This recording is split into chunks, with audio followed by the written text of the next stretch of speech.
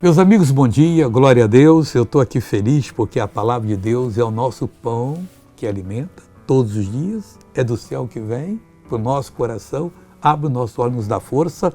E diz Romanos 11, 28, assim que quanto ao Evangelho, são inimigos por causa de vós, mas quanto à eleição, amados por causa dos pais. Eles são eleitos, mas ainda não, o véu não foi tirado, um dia vai ser tirado, está falando dos israelenses. E quando tirar, eles vão ser os grandes evangelizadores, vão servir a Deus fielmente.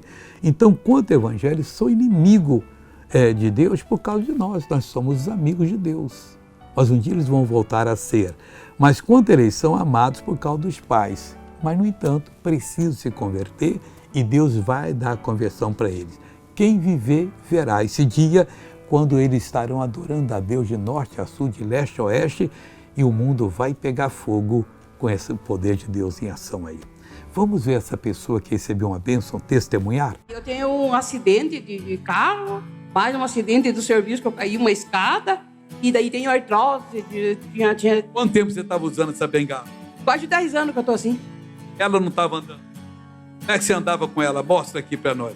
Dentro de casa ainda andava se agarrando, né? Agarrando, eu sei, mas aqui sem ser curado. Assim. Agora põe ela no ombro, Neuza. Vai para casa, Neuza de Jesus. Olha aí, pessoal. Agora eu quero orar por você. Meu Deus, em nome de Jesus. Obrigado por nós sermos amigos do Senhor e o Senhor ser nosso amigo. Jesus, o Senhor disse, eu não vos chamo servos, porque o servo não sabe o que faz o Senhor, mas chamo vocês de amigos.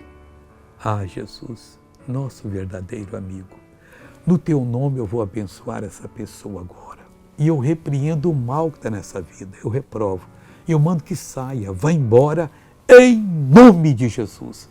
Levante as mãos e diga, obrigado, Pai, e amém. Deus te abençoe, bom dia.